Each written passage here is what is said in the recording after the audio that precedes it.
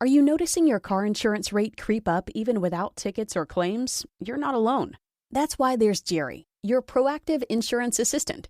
Jerry handles the legwork by comparing quotes side by side from over 50 top insurers so you can confidently hit buy. No spam calls, no hidden fees. Jerry even tracks rates and alerts you when it's best to shop. Drivers who save with Jerry could save over $1,300 a year. Don't settle for higher rates. Download the Jerry app or visit jerry.ai/libsyn today. That's jerry.ai/libsyn. What is up, everybody? Jason and Destiny are joined by Adam Marcus. Friday the 13th is my favorite franchise. We've been lucky enough to interview Tom McLaughlin and CJ Graham, and now we get to talk to you, and I'm so excited because Friday the 13th is everything. I have a whole shelf of VHS Friday the 13th. I used the interview as an excuse to pick this up, but I just wanted it for my collection. But how are you today, sir? I am fantastic, really fantastic, and very happy to be here. By the way, Tommy is one of my best friends. He's just amazing. He's a beautiful, beautiful guy. And getting him for an interview is always a good get. Yeah, it was a lot of fun. So where are you from originally, Adam? I'm from Manhattan originally, from New York, but parents were split up like everybody of my generation. Our parents split very early, and dad was in Manhattan, mom was in a place called Westport, Connecticut, about 40 miles outside of the city. And so I kind of had the best of both worlds. That's awesome. And by the way, in Westport, I lived less than half a mile through some woods to Sean Cunningham's house. Which is how I got involved in all of it. So yeah. Noel Cunningham was my best friend from 8 years on. So yeah. So was it knowing the Cunninghams that got you wanting to make films, or was that kind of in you already? No, I wanted to already. When I met Noel, the hubbub around the elementary school was that Noel Cunningham's dad made porn, which, by the way, is true. Sean Cunningham's first movie, a movie called Together, now would be considered softcore, but at the time was an X-rated movie. It was Marilyn Chambers' first film, and Marilyn Chambers graduated from my high school. So, it's not really, so did Michael Douglas and Christopher Lloyd. So we had great, we had some incredible people, but Marilyn Chambers was as well. And that was the movie that discovered her. So Sean did actually make pornography. Yeah, that was a thing. In fact, Noel, his son, played Marilyn Chambers' love baby in that movie. So he was an infant, and they needed an infant, and Sean had one. So yeah, that was just worked out that way. It really did. It really did. So we could all say that our friend had been in a porno. So that was like a big deal, But I was already my whole family on my mother's side specifically were all in the arts. So my uncles, both my uncles were kind of famous. My uncle Joe was the producer, writer, and director of Don't Go in the House, which was one of the first Don't movies, and clearly one of the most successful. And then my uncle Ned, if you guys are fans of The Burning, my uncle Ned played Eddie in The Burning. He was one of the leads, and if you watch any 3 episodes of Law and Order, you'll see Ned. And he passed away a couple of years ago. And they dedicated an entire season of SVU to him. So he's that guy, Ned Eisenberg. So he's a guy that you see him, you're like, oh my God, I know that guy. And been in everything from Clint Eastwood movies to Woody Allen movies to Walter Hill films. He's an amazing actor. So my grandmother were both Broadway singers. My brother Kip was on Broadway and also in a TV series when we were kids. And so I was. It's the family business. So if I didn't go into it, it would be weird, no. And by the way, everybody tried to discourage me, which is hilarious.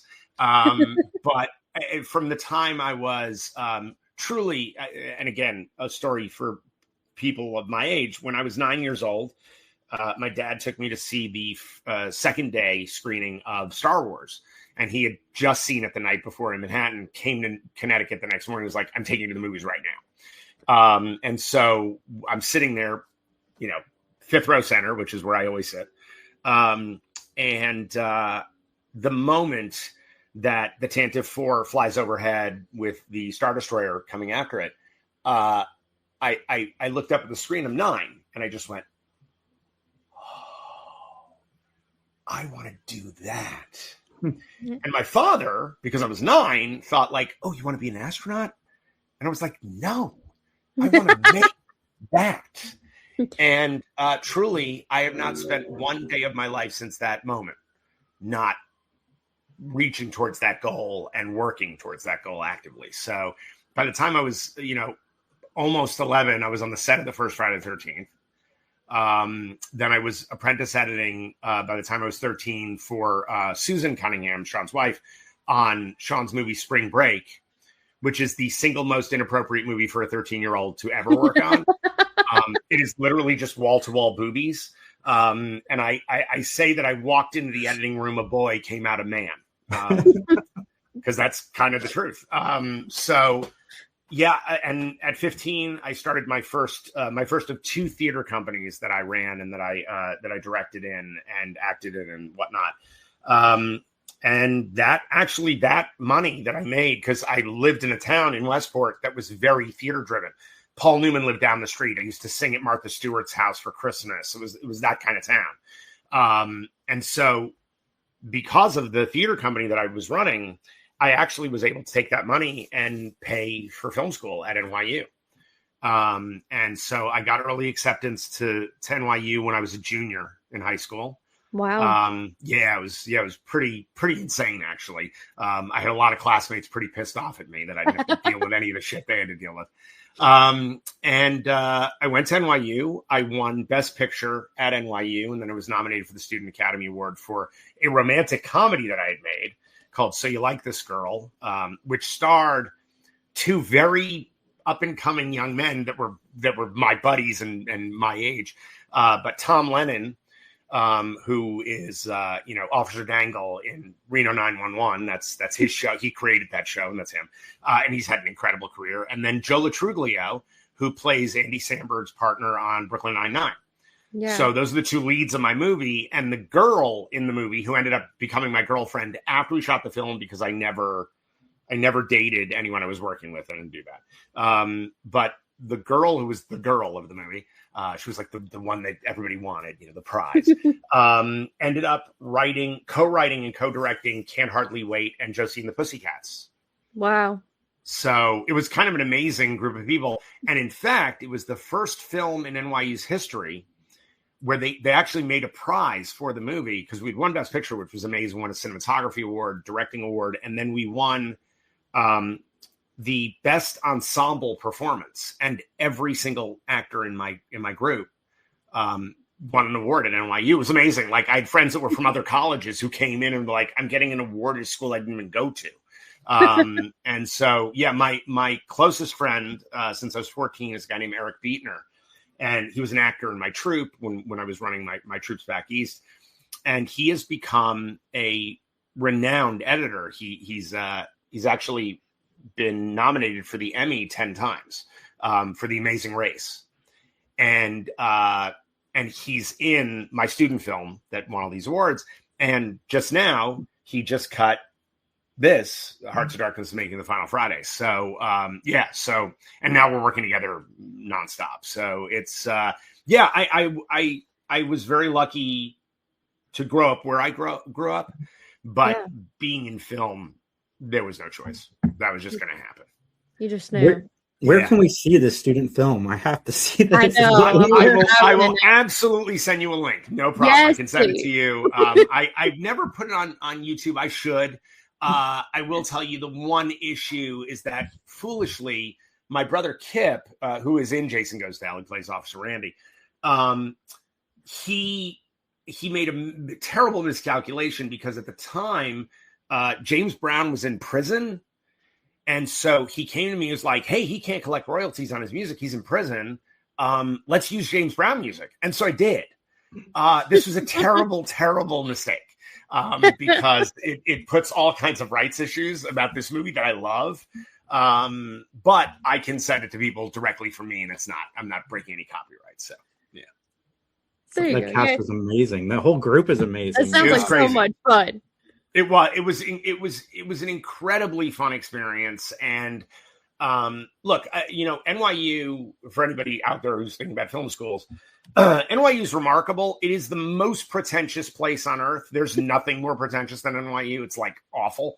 And at the time, I was probably the most pretentious person at that school. So yeah, there was it was just this hot spot of like, ew. But in the time I was there, I made 23 movies. That's incredible. It is incredible. And it's really the only film school I've ever heard of where literally the day you walk in, you make a movie. The very first day, they are like, go to the park.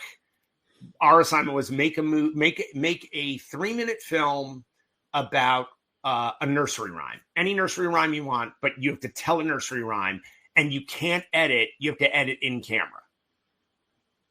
Oh, wow. And you went and did this, and all you had was 4 hours to make a 3-minute movie, which sounds like nothing. It's not nothing. And when you're editing in your head to try to make that work. So it was remarkable in that, by the time I was out of my first year of NYU, I'd already made 10 films. That's an amazing thing. That's amazing. And again, because I was so pretentious and way too driven, people made 3-minute, 5-minute movies tops in that year. My final film for that year was a 32-minute William Friedkin inspired cop drama. That when my fellow filmmakers saw me walk in with this reel of film that was like this, they were like, come on, man. So yeah, I was kind of a dick, a little bit. There goes the grading curve. It's seriously. I was actually advanced because of that film. I was advanced a full year of school. I actually jumped a year. So yeah, because of that, yeah. And everyone else your age was like, thank God. Yes, my class was so happy to be rid of me. Are you kidding? They were like, great, get this guy out of here. And the class above me, they had to contend with me. But by the way, that's where I met Dean Lorey, who wrote My Boyfriend's Back, which was originally called Johnny Zombie. The two of us workshopped that script for years. That was going to be the movie I was going to start my career with. But it's that movie that I brought to LA after I'd won Best Picture at NYU. Sean Cunningham, I got 2 job offers. One was from David Lynch and Mark Frost to write, to be in the writer's room on season 2 of Twin Peaks. Wow. And the other offer was from Sean Cunningham, who quote unquote said, I like your movie. Come to LA, be my bitch for a year, and I'll give you a shot. I could not have gotten on a plane fast enough. Like I was in LA, took sweet. And yeah, so that's how that all started. And then Dean Lorey, of course, wrote Jason Goes to Hell with Me. I missed that you were involved with My Boyfriend's Back. I love that movie. I have it on VHS still. Thanks, man. I got to tell you, though, the shame of that movie is I only wish people could have seen what we wanted to do, because it was a hard R romantic comedy horror movie that was also a musical. Ooh. Yeah, we truly, Dean and I were like, we're going to go into this and make our first film be such an insane cult movie. And that's going to be sort of our fame, right? It's going to be like, people are going to be like, oh my God, they made Rocky Horror Picture Show on their first movie. Which was truly, and when I was this is a good story. When I was a kid, I worked in a movie theater in South Norwalk, which is a town south of Westport. And I worked in the movie theater, and we played Rocky Horror Picture Show every weekend at midnight on Saturdays. And so we had a little cast from our crew that would come in fully dressed and perform the numbers in front of the screen and do the Rocky Horror Picture Show. I was Columbia because I was the one person in our group that could tap dance. So I'm in full fishnet stockings, bustier, little bowler hat. And at the same time, I was the rock gardener. That's a real thing for rock gardens. I was the rock gardener for, wait for it, Meatloaf. Yes. One of my closest friends, who is now a world-class bassist. He plays for Billy Joel and for Sting now. Wow. His dad was one of the top guys at Epic Records. And so when, he came to a bunch of us and said, hey, listen, Meatloaf needs his rock gardens tended to. So anybody interested? And I was like, yes, I want to go Please work tell for me you did Meatloaf. this in costume. Well, no, here's what's great. On the 10th anniversary of the Rocky Horror Picture Show, Meat showed up to our theater and saw me dressed as Columbia, which is his girlfriend in the movie. Meat threw me over his shoulder and walked into the room with me. So literally, I was like, not only am I in costume, but I brought Meatloaf with me as my boyfriend in the cast. It was insane. It was insane. That's even better. Yeah, it was pretty cool. It was pretty cool. So, So anyway, so we wanted Johnny Zombie to be sort of this, again, hard R. It was gory. And here was the other thing about Johnny Zombie that got lost in its translation to Disney, which I totally understand. Now it's a Disney movie, which is why I didn't direct the movie. The thing about that film, Dean and I were we were roommates in New York in the late 80s, and this is a time period. And again, I was very close with a lot of Broadway folk. That was sort of those were my people.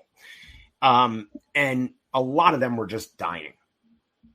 Every other day you'd hear about another person dying of AIDS. And so when Dean and I created Johnny Zombie, our whole thing was, Destiny, I don't know if you've ever seen My Boyfriend's Back or not. But the basic plot is a kid who's really just very normal, very middle of the road kid. He's not a geek. He's not a sporto. He's just a guy. And he wants to be special for one night. He just wants one night to be special. And so he chooses that the prom will be that night. And he's going to ask this girl who has been one of his closest friends his whole growing up, who he's always secretly been in love with, which is this woman, Missy McLeod. And so he gets up the courage to finally ask her out. And when he's asking her out, they're caught in the middle of a convenience store holdup.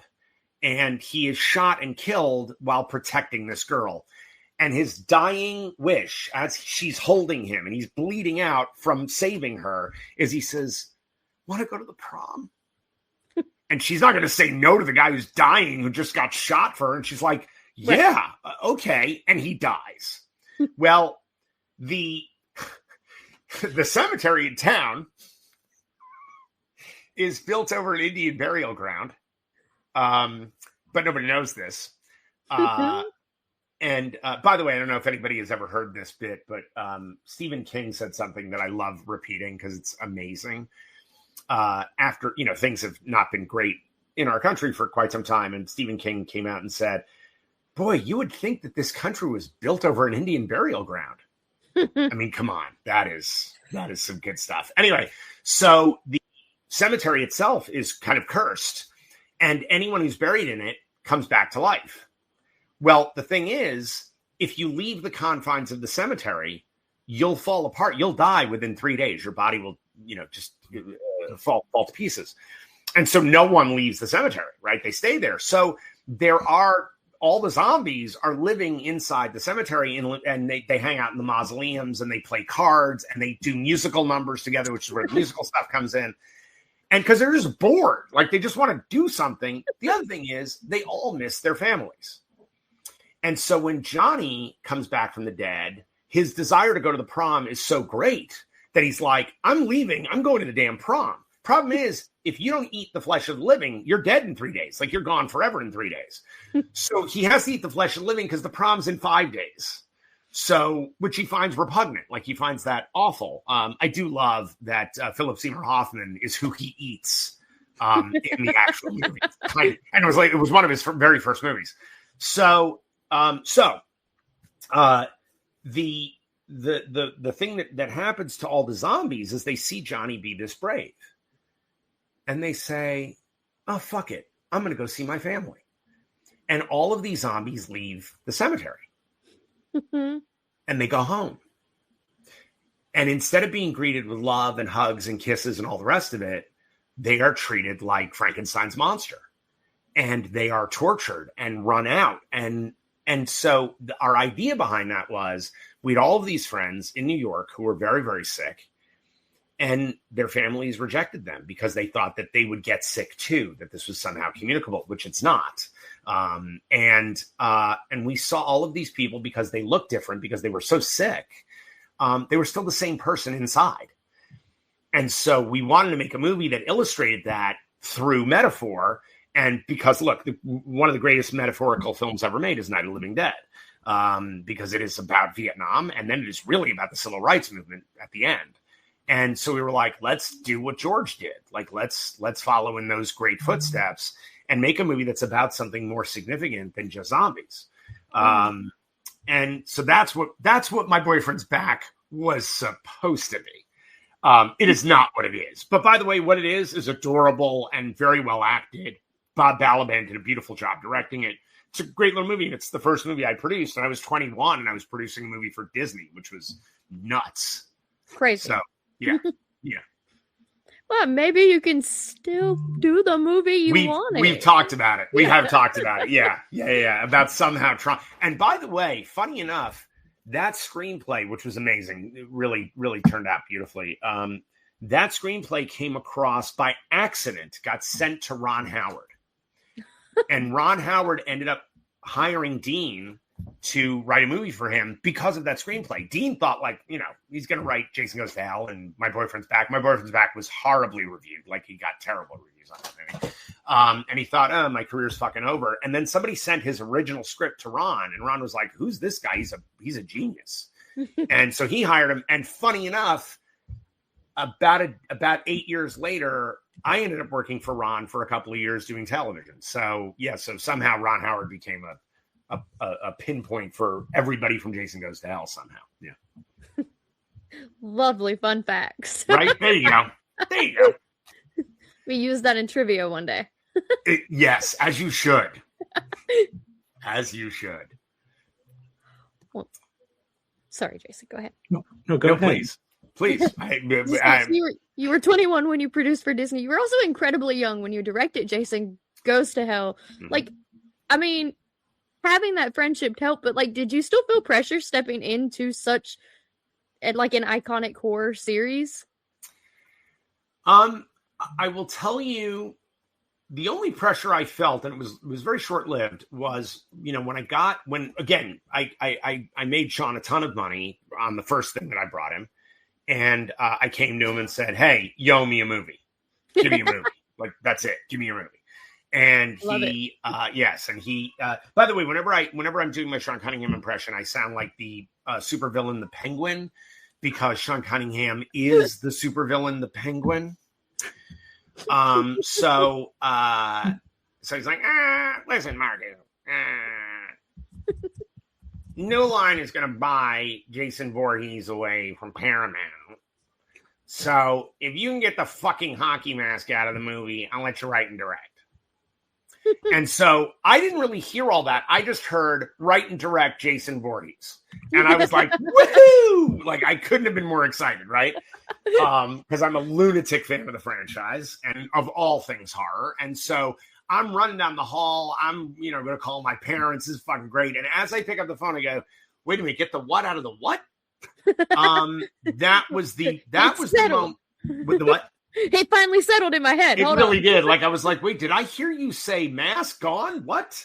And so that was a little nerve-wracking, but again, for about an hour. Because honestly, I just had to come up with, okay, how do I do that? And what's that movie going to look like? And 3 days later, I brought Sean a 50-page treatment for what would end up becoming Jason Goes to Hell.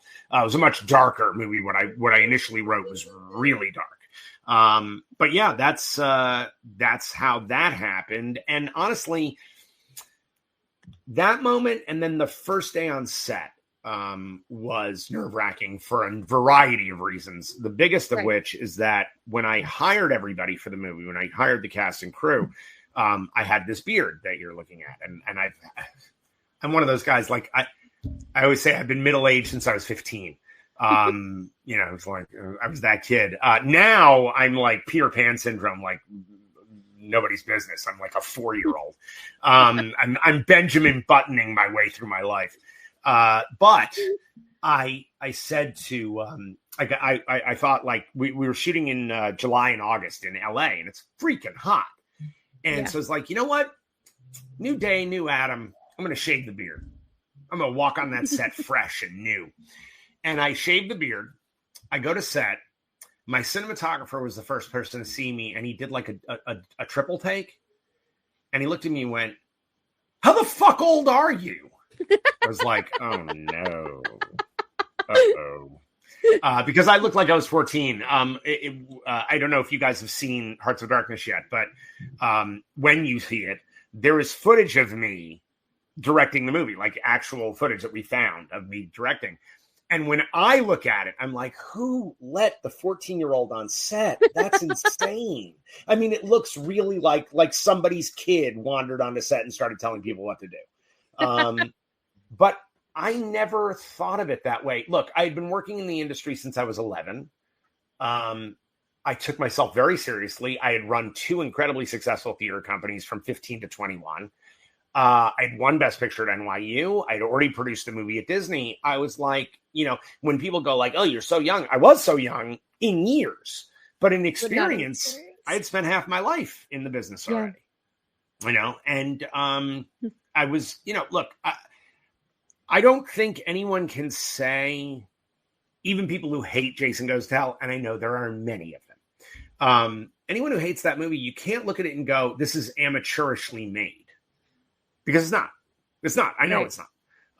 So there are other things you can say about it, and I can't refute it. But I really can't. But it is a well-made movie, and part of that is Sean Cunningham is a fantastic producer. Fantastic producer. He's not a great guy, but he's an amazing producer. And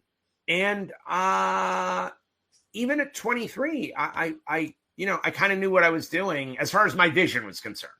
And, I had already made 23 movies in college. So, I was kind of, again, it's why NYU is so extraordinary. And why it's different than most other film schools is that you are always making movies. You are running film through a camera for 4 years straight. Yeah. That's a big deal. That's a lot of training. Yeah.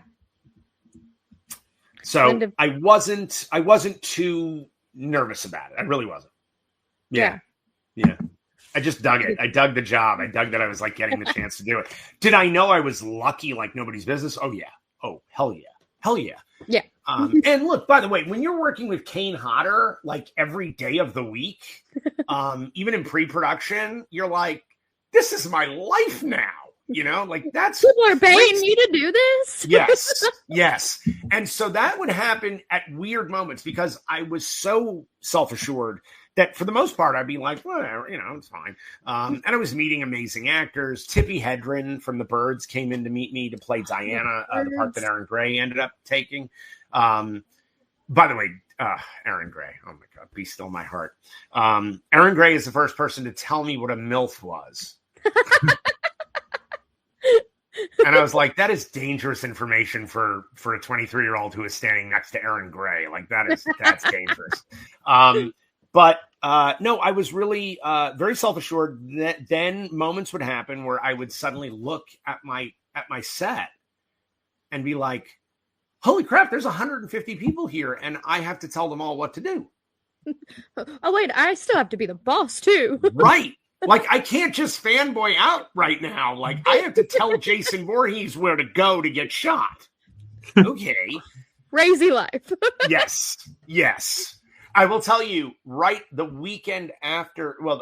Monday after Jason Goes to Hell opened, because we opened number 2 at the box office, we were just behind The Fugitive, which was wonderful because the cover story of Variety that week was number 1 goes to Fugitive, rest of box office goes to hell. Yeah. So that was awesome. But my first meeting was with Francis Ford Coppola on Monday. And then 4 days later, I'd been flown to New York to meet with Robert De Niro because they'd both seen the movie and loved it. And I was like, what is happening to my life? Like, by the way, that was more weird because I was a Friday the 13th director and a meeting with people that I'm like, you saw? Forget that you liked it. You saw the movie? Yeah. So that stuff is really surreal. But again, I think, I've worked with some amazing actors, worked with great people. But there are moments that because of my childhood, because of my growing up, I mean, one of the most amazing moments for me was the film I did after Jason Goes to Hell, which was a romantic comedy. It was a big Sundance hit called Let It Snow. That my brother wrote it and we produced it and I directed it. And we had written one of the lead characters for Bernadette Peters. And we could not get to Bernadette Peters. Her agency truly laughed at us and then hung up on us. Wow. Because they said, great, we wanted to make an offer. She had not done a movie in 8 years. She hated doing movies, hated it. She loved being on the stage. She was always, on the stage. And so we really wanted her. And her agents were like, great, so what's the offer? And we said, we're going to offer her $75 a day. And they were like, so you want a Bernadette Peters type? We're like, no, we want Bernadette. And they laughed and click. By the way, that's against the law. What they did was actually illegal. They have to bring her that offer. They never did. My brother was in the Broadway cast of Les Mis at that point, playing Marius on Broadway. And he, the pianist of the show, was one of the producers on Bernadette's next Broadway musical, which was Annie Get Your Gun. And we kept bugging this guy to like somehow get us to talk to Bernadette. Like, please, we'll do anything you need. And he would not. He's like, get away from me. The two of you are terrible. Get away. Get away from me. And at one point he walks up to us, hands us a slip of paper that has a phone number on it. And he goes, that's her fax line. You don't know me. And we got this, we were like, ooh, okay. Now we'll send the offer. Right. We wrote a letter that basically said, Miss Peters, we wrote this movie and we wrote this character for you. We don't see anybody else playing it and getting it right. You're the only one. If you hate the screenplay, this is our address. You can have the police come and pick us up for hounding you or for harassing you. We will take the hit. But if you love the movie, please come and do this with us. And what we didn't know, because we sent her the entire screenplay through her fax, the whole script. Oh my God. So she got a 117-page fax. She was not in town when we sent it. We sent it on a Sunday morning. She was out of town. She flew in that night, and her husband got home. What I didn't know was she had a thermal fax machine. So it wasn't pages that came out. It was one long scroll that came out. Her entire penthouse was filled with 117-page scroll all over the place. And I guess she picked up the first page. And she looked at her husband and said, honey, get the scissors. And so they sat there on the floor, him cutting pages and handing them to her. She read the script. She called us the same night. Wow. And said, be at my apartment tomorrow at 4. Wow. Going to Bernadette Peters' apartment, that's surreal. Yeah. And by the way, we go into her penthouse. She had just had a shower. And so she was in this robe and she was wet and dewy and moist. And we saw her in the hallway and she goes, oh boys, go out to the veranda. I'll meet you out there. And truly, like, my brother and I are looking at each other. We both had a crush on her our whole lives. And we were like, and I'm thinking like, dear penthouse, I didn't think these letters were real until, and we go out onto the veranda. She comes out still, freshly showered. And she plucks 2 apples off of her apple tree that was out on this little balcony that she had. And she handed them to us and said, boys, I'm doing your movie. By the way, only a Broadway diva could pull that off. Like it was amazing. What's incredible is that she played our mother in the movie we had written. She was playing a character that was based on our mom. And we shot all of her scenes in my mother's home in Connecticut. Oh, wow. Because we could get the location for free. We're making this movie for nothing. Right. And I got to tell you, watching Bernadette say things my mother said, and then watching my mom at the piano with Bernadette Peters, because they're both Broadway singers, and my mother had written a song for Bernadette to sing in the movie, so they're working on the song at the piano. And I'm standing there watching all of this. I was 29 at the time. And I just went, okay, I cannot believe this is actually my fucking life. Like, this is insane. Like, what? By the way, the person who had the role before Bernadette, because we couldn't get Bernadette, we got somebody else, was Patti LuPone, because she had been on Broadway with my brother Kip. So literally, like, it was nothing but these like legends of Broadway doing our tiny, stupid little movie. And Bernadette is so extraordinary in that film. Oh my God. It is an amazing piece of work that she put out there for me. And, yeah, one of the best human beings I've ever met, but also I could not believe I was on set with Bernadette Peters. And I, again, had to tell her what to do, which is crazy. Yeah. Yeah. And you're like, crazy. What? Hold on. I'm your boss. This is right. Did you ever get the chance to like give the finger to her managers though? Like, oh, wait, she fired them. Good for her. She fired them. She said, if I didn't know I got this, who knows what you passed on? And she fired them. Good for her. She is a badass. Yeah. She is such a badass. We were doing a press junket in New York because we had gotten into Sundance and the movie was kind of exploding. And so we were heading to a press junket, but we had just had lunch, she and I.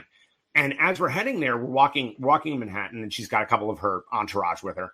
And I'm like, Bernie, you have some spinach on your tooth. So like she had like a whole tooth covered with spinach. I'm like, yeah.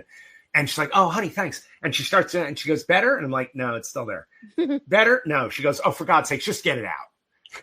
And so literally I'm standing on a corner in New York pulling spinach out of Bernadette's mouth. And she turns to her two handlers and says, what do I have you for if my director is the only one honest with me about spinach in my teeth? That's Bernie. Yeah. I love that. Super cool. I love a bold woman. Yep. Right. By the way, always wanted to eat lunch with the crew when we were on set. Didn't go sit with the cast. She's like, I'm working with the cast all day. I want to sit with the crew. And got to know every single member of that crew. That's amazing. I was like, yeah, that's a class act. That's the way to do this. Yeah. So I went from Jason Voorhees to Bernadette Peters. It was a little nuts. That's amazing. Well, you know what? Honestly, the reason why is because right after Jason Goes to Hell, I got offered nothing but movies that had part numbers after them. And so Pumpkinhead 2, Amityville 97, Leprechaun Back 2, Da Hood. And I was like, I can't have a career where every movie has a part number after. I just won't do it. The other thing is, by the way, I've been offered 4 Leprechaun movies in my career. 4. I don't know what it is about that series. They just keep coming back to me. But you know, I really love, I love horror. And for so long, our genre has really been about recycled IP instead of like new and find new ideas. And by the way, look, I'm totally okay when somebody takes an old idea, but makes a new movie. You know, it's just, everything's got a part number. Everything is a, sequel or a retro sequel or a new timeline. And it's like, oh guys, just make some original shit. So I wanted to make original movies, and my brother had written this terrific romantic comedy. Actually, it was not great when he brought it to me, but we turned it into something terrific. I love the idea that I was like, I'm going to make this gory, insane Friday 13th movie and follow it up with this sweet romantic comedy. Because why not? I mean, that's the way to do it, so you don't get pigeonholed. Exactly. Yeah. Exactly. Which is why all of the films I've made, including the ones I've written, there is no genre-defining moment. I mean, look, I'm not an idiot. I know I will be Adam, Jason Goes to Hell, Marcus the rest of my life. Like, I know that. And I'm not ashamed of that. I think that's great. I think it's weird being like branded with your first film when you're 23 for the rest of your life. It's a long, long time. But I got to tell you, it's never stopped me. I mean, I've made action movies. I've done comedies. I've done so many different things. This year alone, I'm making a very, very dark, scary psychological thriller. My favorite. Thank you. Good. Love that. Back to back with a Knives Out style murder mystery. So I'm doing both of those this year.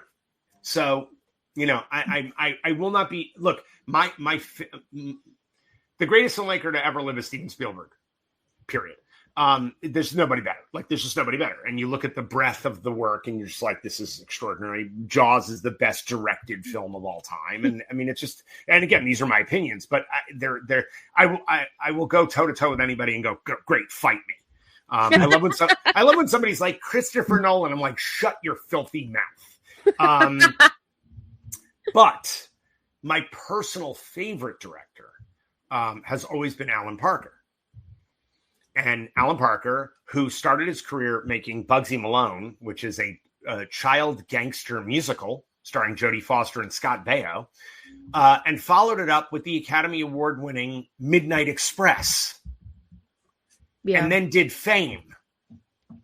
And you're like, who is this dude?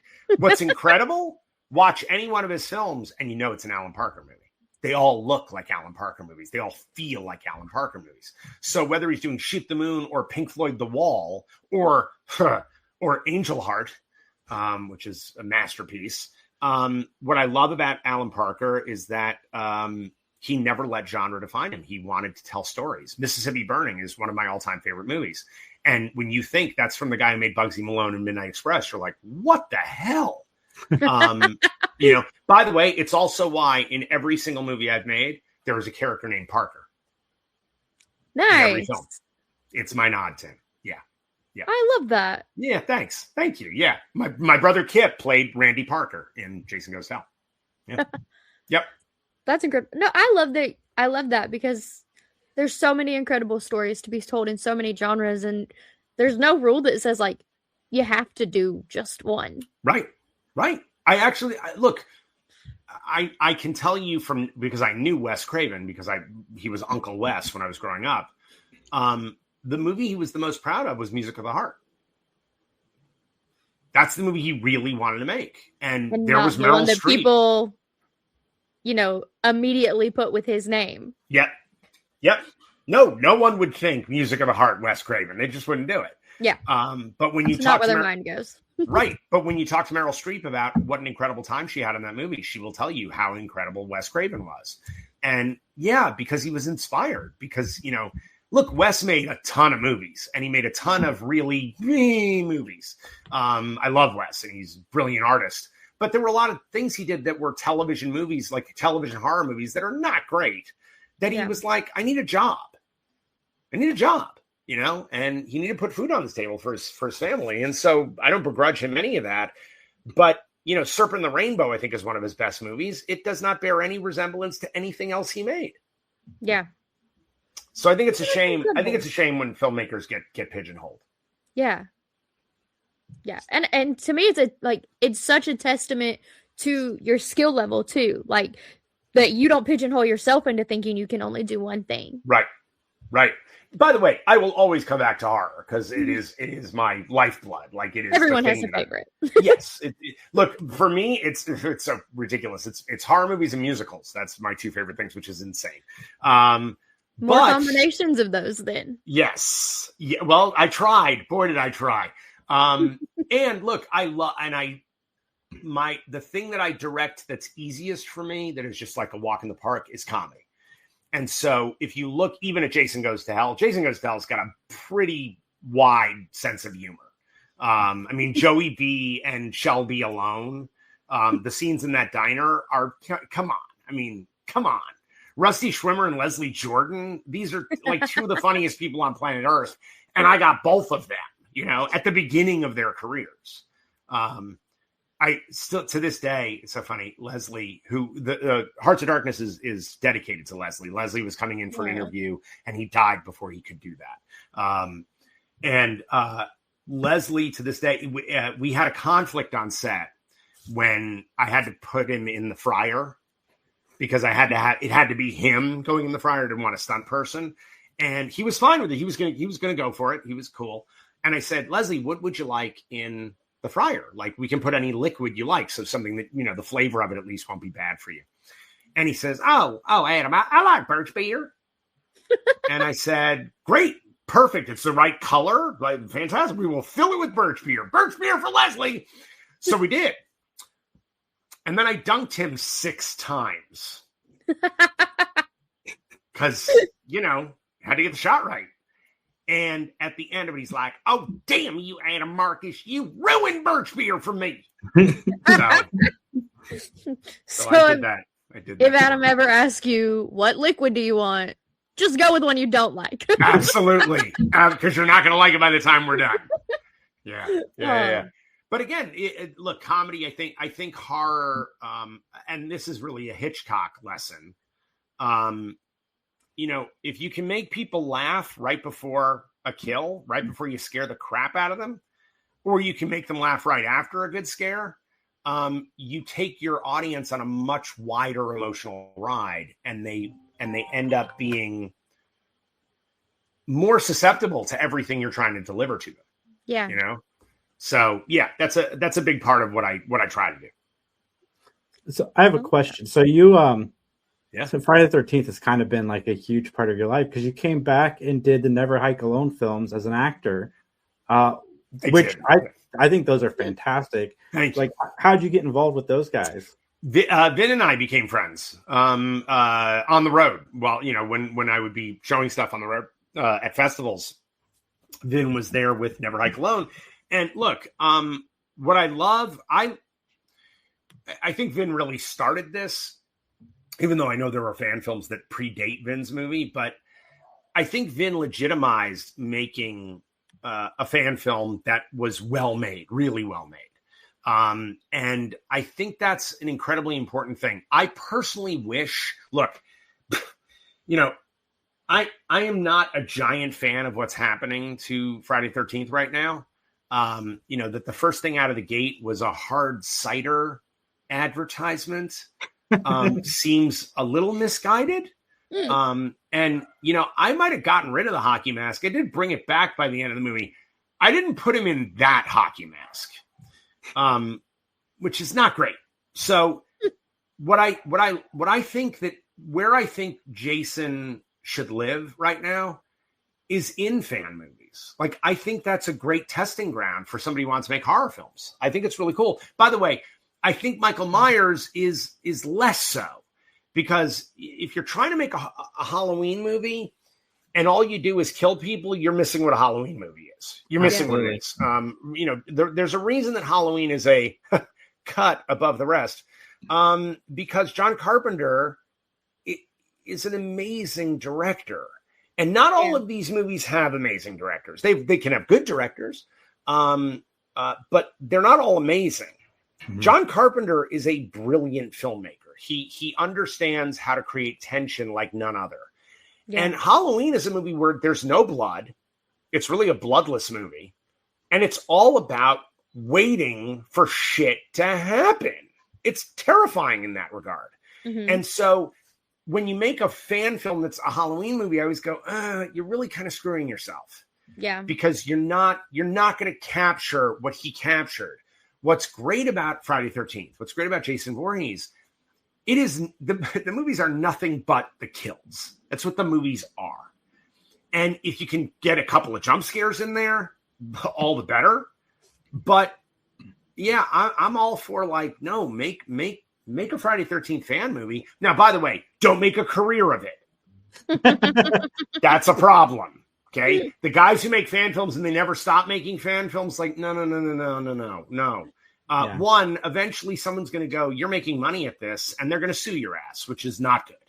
Yeah. Because you can't make money on these movies. You can't. I'm amazed. Well, by the way, I think Vin and everybody are very lucky that the film was in so much turmoil from a legal standpoint that nobody went looking for them. Mm-hmm. That legality is done now. I'd be a little concerned. There's just there's an opportunity for a lot of lawsuits at this point. That said, I personally look. I don't know if you guys know this, but when people started making fan films of Star Wars, right? There's a great movie. I don't know if you've seen it, called Troops, which is a retelling of the television show Cops, but it's 2 stormtroopers. And it's several episodes of this fake reality show where the stormtroopers, you see kind of behind the scenes of moments in the original Star Wars, but from the troops' point of view. It's funny. pretty brilliant, and I recommend watching them. When they were making that, they reached out to George Lucas, and George Lucas sent them the outfits for the stormtroopers and then sent them a bunch of props and walls and things. He was like, listen, as long as you don't make money at it, I love that you're doing this. Because George was so in love with film. He was a film student, and he loved the idea of young people taking his material and making their own art out of it. Like, he totally dug that. It's why Stephen King had all the dollar babies. Mm-hmm. He wanted to give people a chance to, okay, yeah, why don't you take one of my short stories, never intending to sell this as a feature, and for $1, you can go do it. You just can't make any money at it. And as long as people, a good friend of mine, Vanessa Ianta Wright, who used to run the Women in Horror Film Festival in Georgia, now called the Renegade Festival. She was a dollar baby.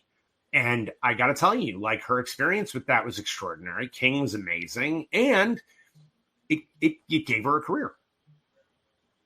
That's incredible when somebody can do that. So I personally think that Never Hike Alone and all the rest of them are really important from the standpoint of, I think people can learn from trying to emulate the movies that they really do love. Yeah, I agree with that.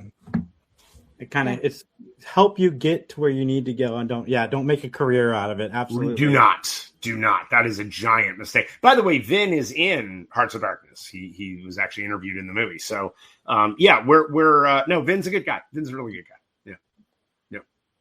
So where can folks find Hearts of Darkness? Okay, so here's the deal on Hearts of Darkness. It is it's exclusively through Synapse. So if you go to synapsefilms.com, it's there. Right now it is sold out. It is going to be restocked. It is sold out twice now, which is amazing. And for the moment, it's just going to be on physical media for a little bit. We are making our deal for streaming, but I am not allowing streaming to happen yet. Because streaming is killing independent film. It's killing it. Pretty soon there will be no independent film if streaming continues the way it is continuing. And the only way for filmmakers to actually make any money whatsoever, including just paying back the movie they've made, the only way you can do it is through physical media. It's the only way. Even pay-per-view, people just don't do it. They you think they would, they don't. Because people have this perception that everything should be free. It's insane. And the $16 or $17 you pay Netflix doesn't really cover the fact that you have 10,000 movies at your disposal. That's too much. We used to all, I don't know, but you're both very young, but there was this time of going to a video store and standing in the aisles looking at all the box art and like wondering what you were going to pick for that night. Like, I miss Blockbuster. Right? I do. I miss it. Yep. It's not Blockbuster I miss. I miss the mom and pop shops, the 5 for $5 that you can take home. Spend 5 days watching these movies. I didn't have those. Because you made your choice. You got to watch them. Yep. And I just remember the horror aisle was where I spent a lot of my time. The best. What was great about mom and pop shops is that like some kid would be working there and you'd have like Dylan's recommend wall. And there'd be some like film nerd who put up like 20 movies. And if you didn't see 2 of them, but you like the other ones, you're like, I bet those are good. And by the way, like, remember the amount of conversation that would happen in a video store. People would be talking about movies and like, there was something so like amazing about that. We've lost that entirely. Yeah. Now people get on the internet and they bitch. Right? Yeah. Because and by the way, it's almost never a good idea to give something a good review. You're not going to get clicks from a good review. You get clicks from a shit review. Exactly.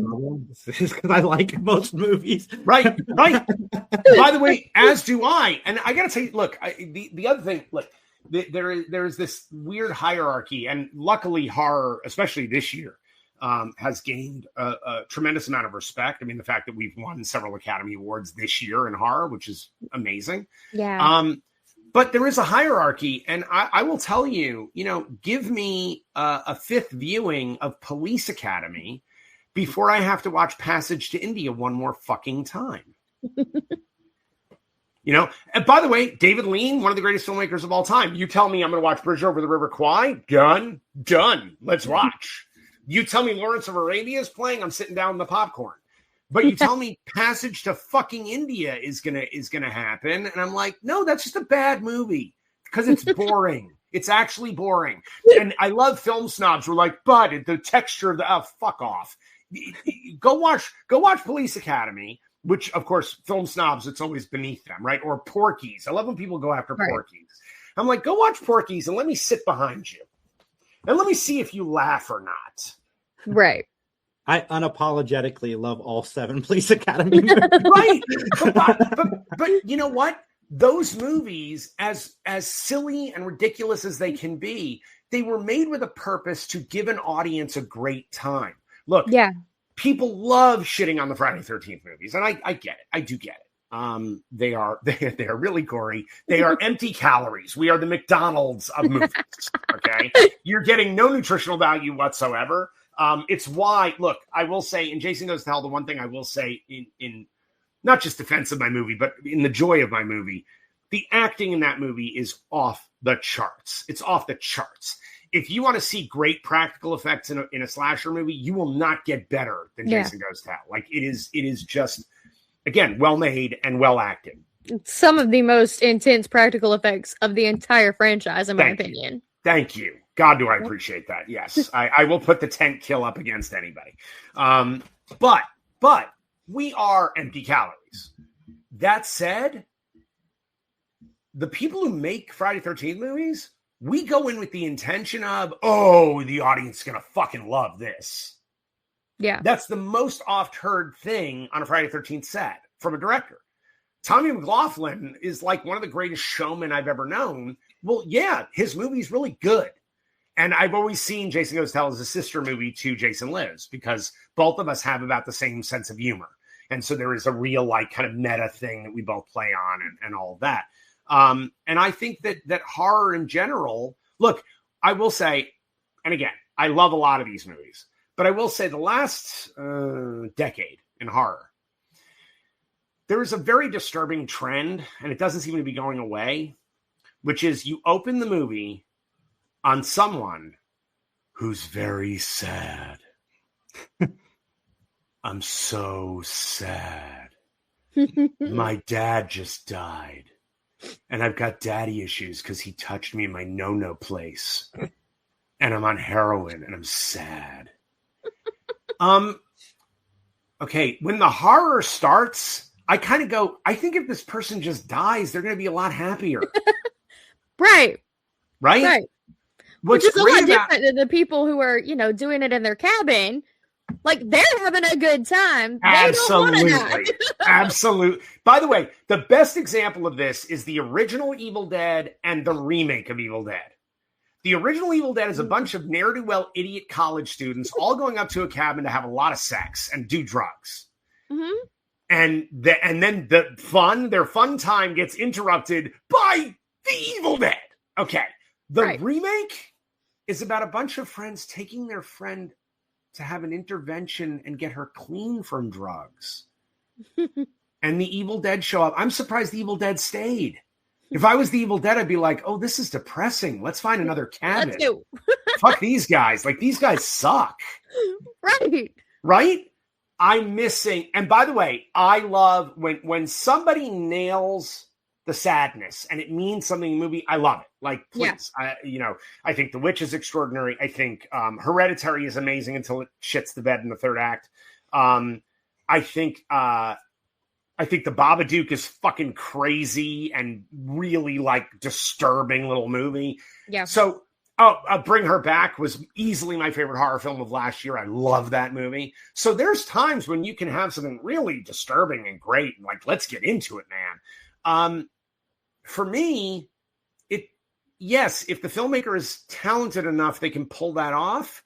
I just find too many filmmakers are just relying on the dread of the opening as the crutch for the rest of the movie. Yeah. It's like, give me fun. And then put look, Jaws isn't a depressing movie. Jaws isn't about depressed people. Jaws is about people trying to enjoy their summer and a shark is eating them. Yep. Something is disturbing the fun, the normalcy. It starts with Happy Town. Absolutely. Absolutely. By the way, the genius of it starts with a girl getting eaten who, by the way, is naked at the beginning of the movie. Another thing that is sorely missing from films right now. And by the way, Jason Goes to Hell is the only Friday 13th that was equal opportunity in as much male nudity as female nudity. It's the only one. And I demanded that. Sean Cunningham did not want me to do that. And I was like, fuck you, dude. I'm giving everybody something to look at. Whatever you like, here's the Whitman sampler. Why not? Sampler platter. Exactly. But Jaws starts with one of the scariest scenes in recorded film history. And 5 minutes later, we're in the town with Brody and and it's like this happy town, and the mayor's a jackass, and it's like you're so invested. And by the way, for me, the greatest scene in Jaws, and again, Jaws is for me the greatest directed film of all time. It's not my favorite movie of all time. All That Jazz is my favorite movie. Jaws is number 2. But what's amazing in Jaws, and it's my favorite scene in the film, is the scene where Brody is having dinner with his family and his wife is kind of clearing the plates, and he's sitting alone at the table and he's kind of just contemplative and in thought. And his son is looking at him and starts to mimic what he's doing. And then Scheider turns to his kid and starts like trying to make him mimic more stuff. And then he's like, and the kid starts playing this game with him, and he leans in and he goes, "Give us a kiss." And his kid says, "Why?" And he says, "Because I need it."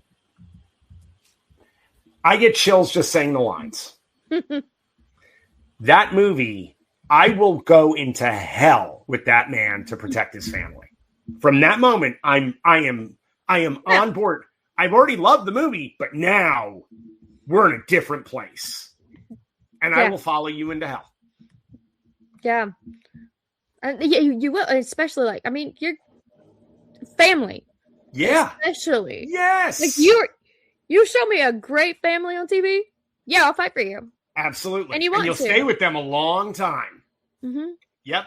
Look, and by the way, to the flip side of this, Hereditary, which I do think is quite brilliant movie. And by the way, the first act turn of Hereditary is one of the only times my wife was sitting next to me in the movie. And when that happened, when happens, 30 minutes into Hereditary, a sound came out of me. This is opening night, packed house. A sound came out of me that I don't know where it came from. And my wife turned to me like, holy shit. And 5 minutes later, she turned to look at me again, and my face was still. And she said, "Are you okay?" And I said, "I don't know if I am." I'll let you know at the end of the film. No, I actually said, "I don't know if I can stay here." Oh. Nice. I was so rattled by it. I was like, holy fuck. By the way. That's incredible. The shame. What you want. The shame is that Ari Aster made a movie about grief, right? About a woman who had lost her mother and then loses her daughter, right? And her son is responsible for her daughter's death. And I thought, oh my God, this is an amazing thing this guy's pulled off. He's making a movie about grief. He's making a movie about what it will do to a family and specifically to a mother. Mm-hmm. And then you get to the third act of the movie and you're like, wait a minute. So it's just Rosemary's Baby with effects from Exorcist 3? It's just old naked people? Old naked people is your big scare? Where imagine for a moment, that is a little scary. I'm not saying it isn't, but imagine this for a second. Just imagine this. Imagine that you get to that end of that movie, and the last shot, you realize everything that just happened in Act 3 is in Toni Collette's head, and she's standing in her living room with her husband has been set on fire. Her son is chopped into a million pieces, and she's just standing there because she did it. She killed them. That's a horror movie. That's an ending I'll never forget. That movie, I'd be like, oh my God. When people said it's as scary as The Exorcist, by the way, we have to stop doing that. Like as a nation of filmmakers and goers, we just stop. Nothing is as scary as The Exorcist. Nothing will be as scary as The Exorcist. No one should make any more Exorcist movies. Oh, and I love Mike Flanagan. What are you doing, dude? You can't win. You cannot win. No one wins when they make an Exorcist film. Yeah.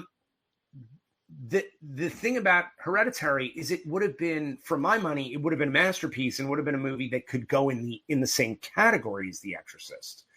Instead, he just ripped off a couple of other movies that, quite frankly, are better than his movie. And I went, man, you're smarter than this. You showed me you're smarter than this. Like, this is a cool flick. Yeah. And you turned it into average. The ending for me is average. It's not bad. It's just average. Yeah. It gets silly. It's like, and again, by the way, can everybody stop with old naked people being, that's what's scary at the end of the movie? Like, stop. Like, just stop it. I love in It Follows, which I think is a really cool movie. It follows unless it's a really hairy naked dude from the 1970s standing on a roof. Then it doesn't follow. It just stands there with its balls out. I mean, I'm like, what are the rules here? Because people just have this thing of like, unattractive naked people. Stop. Just stop. For goodness sake. Right. Yeah. So I wish we would go back to what the Friday the 13th films typified, which is let's go have a great time. And even when they're getting killed, we're still going to have kind of a great time. Yeah.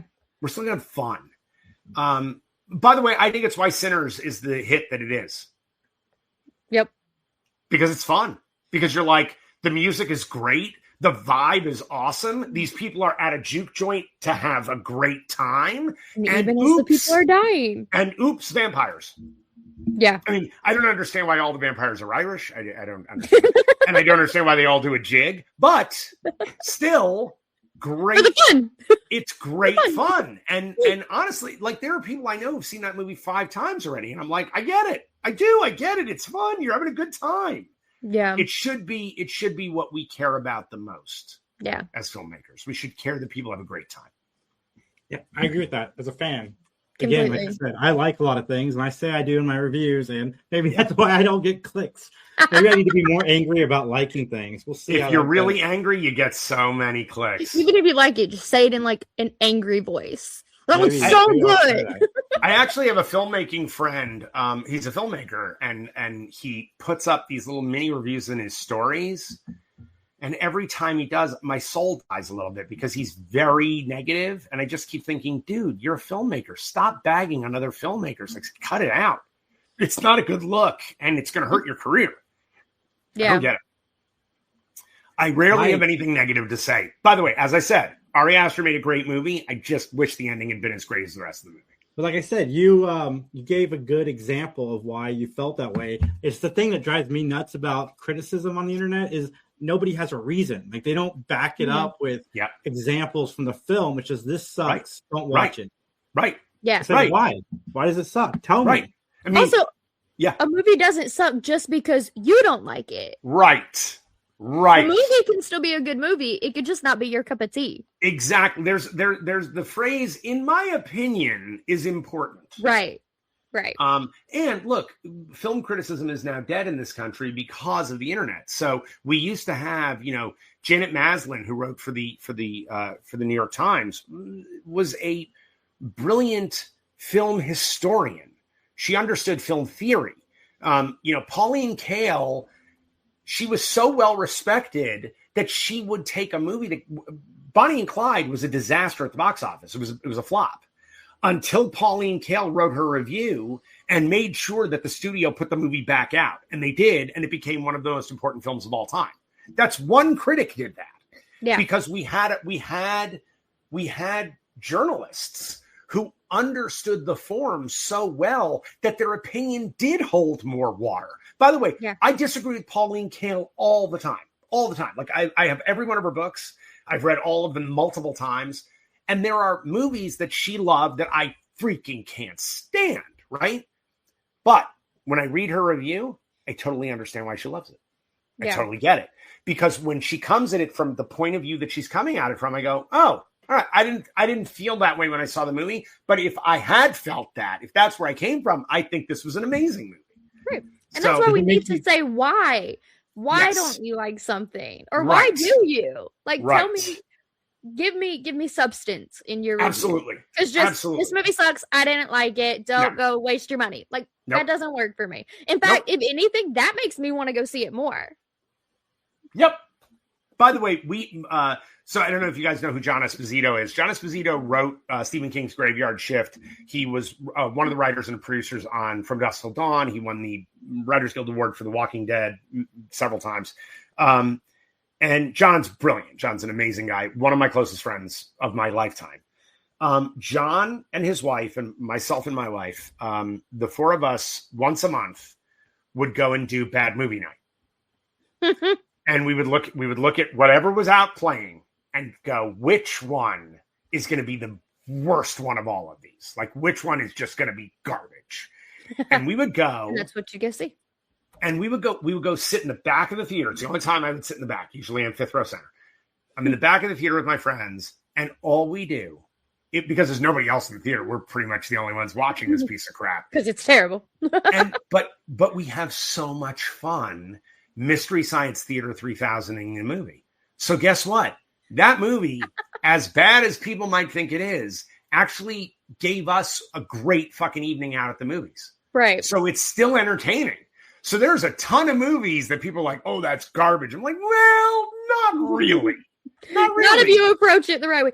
We've done that. Like, just a group of friends that will go on Netflix or something. And we're like, all right, what looks like the worst film on here? Yep. And then we'll watch it and we have the best time. Yep. And we've actually found movies that we did, in fact, enjoy. One of the things that I do, and the thing that I will have to leave for soon, is I have a troupe of actors, the Skeleton Crew troupe, and I teach a couple nights a week in LA.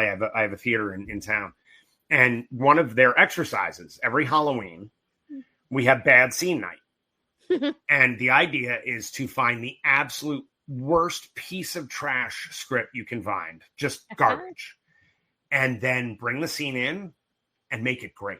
Make it work. Because as an actor, 9 times out of 10, you're going to get a script that's not that great. You still got to make it great. That's your job. Yep. And it really does teach people, like, by the way, there's a lot of times when people bring in a scene from a movie that was terrible, right?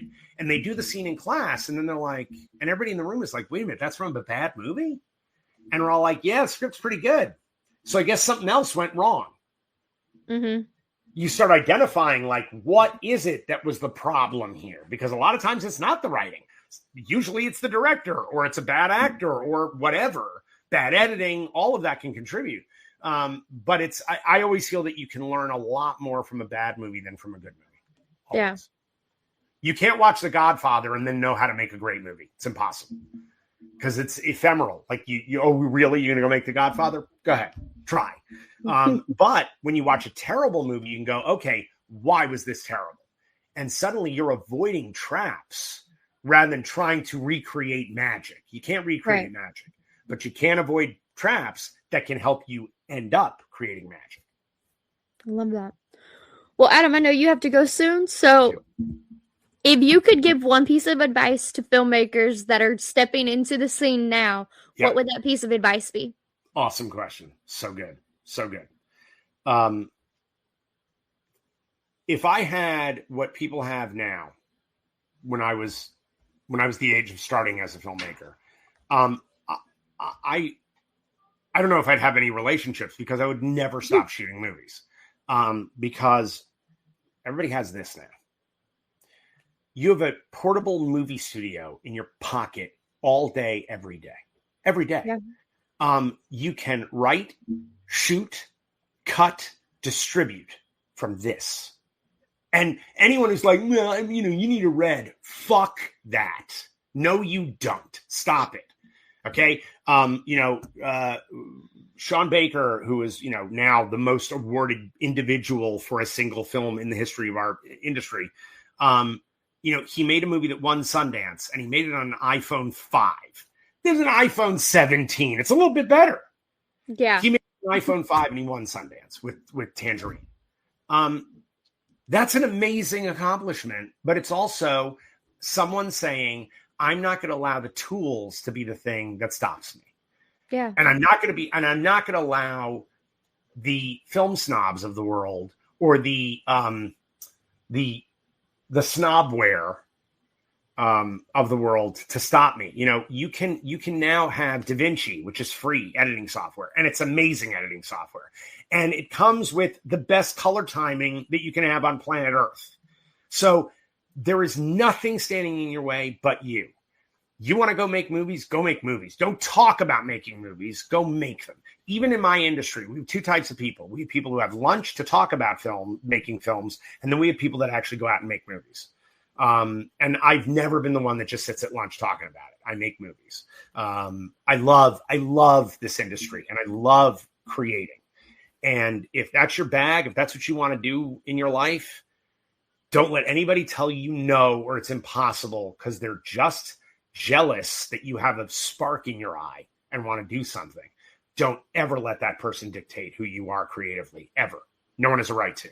Go make a movie. And again, we all have phones. Everybody's got a phone. Everybody. even if you have an Android, which, you know, if you have an Android, by the way, that's a good camera, really good camera.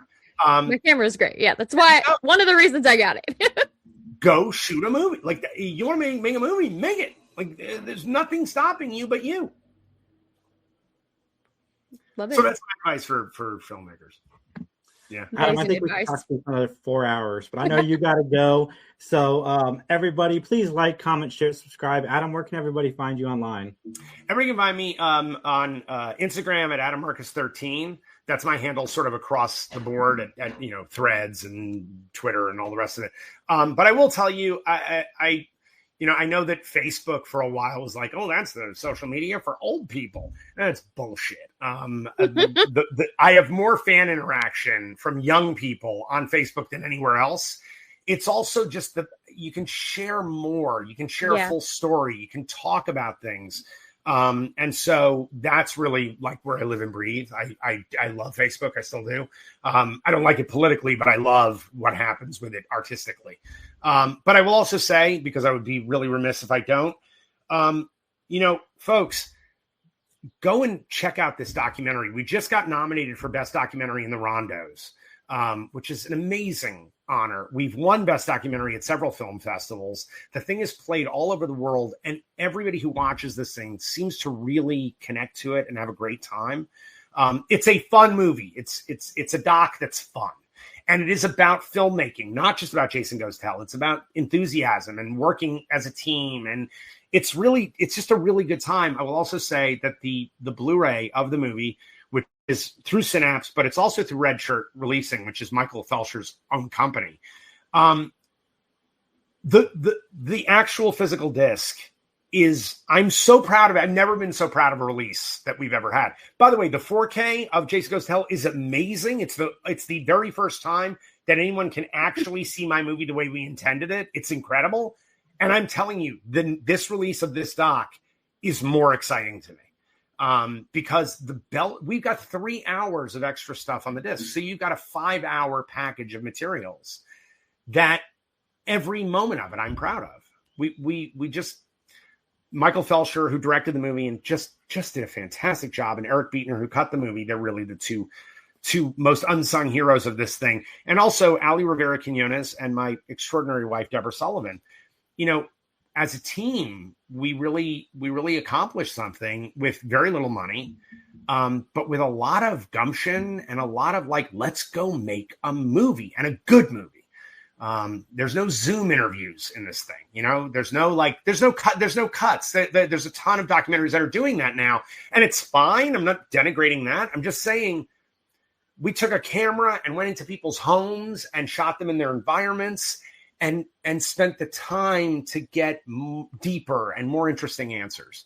And it's just I'm really proud of it. So you can get it on synapsefilms.com. You can also get it at Diabolique, especially for people overseas. And do not worry. I know it's sold out right now.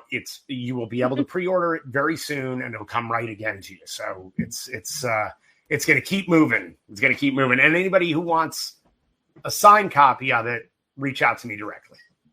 Well, I know I'm picking it up as soon as it gets back in stock. I tried to get it before the interview, but I didn't have any luck. Again, I'm going to put the description down or the link down below. Everybody like, share, subscribe, chat soon. Bye. Awesome.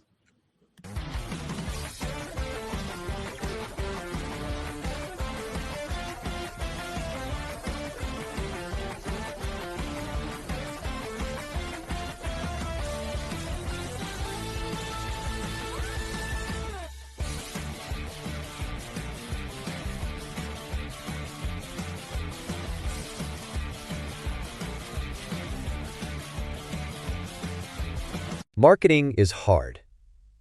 But I'll tell you a little secret. It doesn't have to be. Let me point something out. You're listening to a podcast right now, and it's great. You love the host. You seek it out and download it. You listen to it while driving, working out, cooking, even going to the bathroom. Podcasts are a pretty close companion. And this is a podcast ad. Did I get your attention? You can reach great listeners like yourself with podcast advertising from Libsyn Ads. Choose from hundreds of top podcasts offering host endorsements, or run a pre-produced ad like this one across thousands of shows to reach your target audience and their favorite podcasts with Libsyn Ads. Go to libsynads.com, that's Libsyn ads.com today.